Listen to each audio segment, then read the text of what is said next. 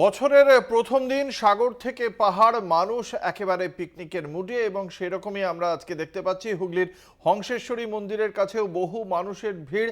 একদিকে যেমন এই মন্দির সহ বাংলার বিভিন্ন জায়গায় বিখ্যাত মন্দিরগুলিতে মানুষ তাদের আরাধ্য দেবতার কাছ থেকে আশীর্বাদ প্রার্থনা করছেন, তার পাশাপাশি নিজেদের মধ্যেই তারা আনন্দও করছেন, পিকনিকের মুডে রয়েছেন সকলেই। কি চিত্রটা ঠিক এখানে কীরকম জানবো, আমাদের সঙ্গে রয়েছেন আমাদের প্রতিনিধি পলাশ চক্রবর্তী। পলাশ, হংসেশ্বরী মন্দিরের সামনে চিত্রটা ঠিক তুলে ধরো দর্শকদের সামনে।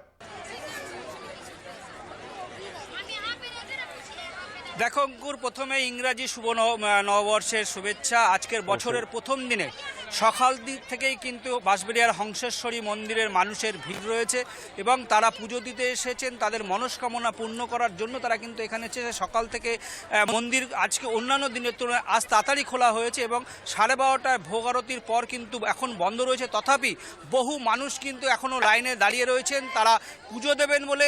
আমি তোমাকে দেখাবো, আমার ক্যামেরা পার্সন রাজেশকে বলবো যে লাইনটি রয়েছে সেই লাইনটি তোমাকে দেখানোর জন্য একবার বলবো যে দেখো, এখনও পর্যন্ত বহু মানুষ রয়েছেন, তারা কিন্তু লাইনে দাঁড়িয়ে রয়েছেন যে পুজো দেওয়ার জন্য। এবং মন্দির কিন্তু দুপুর 2টোয় খুলবে, তারপর কিন্তু আবার তারা পুজো দেবেন এবং সকাল থেকে এই ভিড় কিন্তু রয়েছে। এখন তোমাকে বলি, এই যে বেলা বাড়ার সঙ্গে সঙ্গে ভিড় কিন্তু আরও বাড়ছে অঙ্কুর।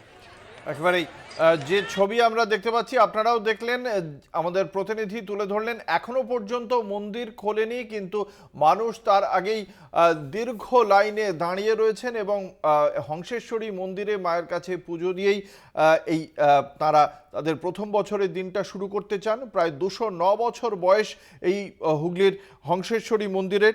70 ফুট উচ্চতার এই 6 তলার মন্দিরের অধিষ্ঠাত্রী দেবীর মাহাত্ম্য বাঙালির কাছে অবশ্যই অত্যন্ত পরিচিত। ধন্যবাদ, আমাদের সঙ্গে ছিলেন আমাদের প্রতিনিধি পলাশ চক্রবর্তী।